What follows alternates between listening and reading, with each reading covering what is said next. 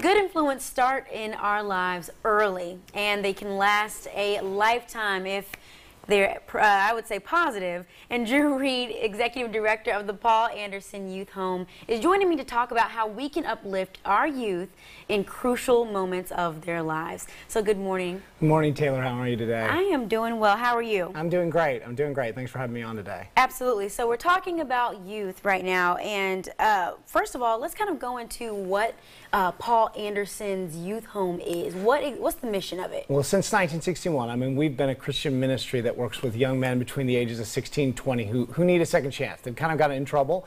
So we offer strength, support, and really hope to youth and families who are looking for guidance during a difficult time. So people who kind of really need that mentorship almost. Really, they do. They just need a second chance. I mean, I think everybody kind of needs a second chance in life. And for these guys, the young men that are coming to us, they just need a time to kind of recalibrate and begin to make different decisions. And these are misdemeanors that they've committed? I mean, is it just a little bit of trouble that they've gotten in the community? I mean, what are we talking about here? I think a lot of these guys are coming to us now. We're seeing a lot more change in the culture to a lot more towards drugs. So some of them are dealing with misdemeanors, but a lot of them are actually dealing with legal charges that have brought them into a point where, you know what, if I don't turn my life around, if I don't make choices that are different, to give me different circumstances that I'm in right now, I'm going to forever be stuck in a system. So helping them kind of shoot another path. Right, I think really shaping them and developing character into them. Now, what statistics do you have for the Macon area exactly? I think Macon kind of gives us a picture of what we see in a larger scale nationally. I mean, there are 14,000 juveniles currently in the caseload in Bibb County alone. Wow.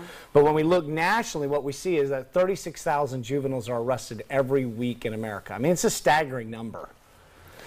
And one of the things I wanted you to talk about, especially with the holidays coming up, I mean, there's so many opportunities for them to get in trouble. Right. I think, youth, when they have idle time and when they've been kind of isolated and they create their own relationships outside of their parents, they're going to go and do things that eventually are going to cause some conflict. I mean, the culture has shifted. I mean, it truly is. It is different than it was when I was growing up. I'm 44. So with that... You didn't have to tell us your age. It's okay. I'm fine with that. I'm fine with that. Yeah. And I think parents sometimes disengage thinking, oh, my kid's okay. And what advice we often give parents is this, is if you want to know what's going on with your kid, just pay attention to the friends that they're with. Because that gives you a pretty good indication of who you associate with kind of tends to be the activities that you're engaged and involved in. So it goes that old saying, you are a product of your environment. I mean, it really is. And I think if really we want to see a change, we can look at that number, 36,000 juveniles every week. I mean, that looks like Mount Everest. But if you don't start intentionally working with one at a time, one life at a time, you're never going to change that big number. And that was actually kind of going into what I was just about to ask you now.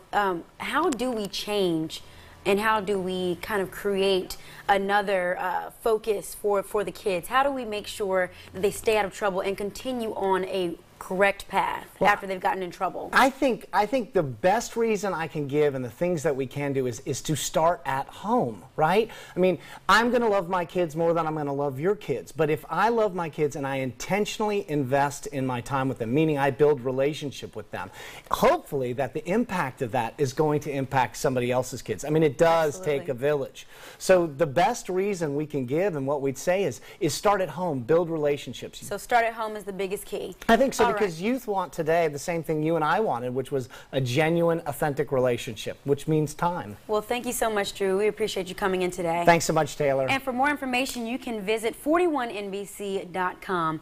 Coming up.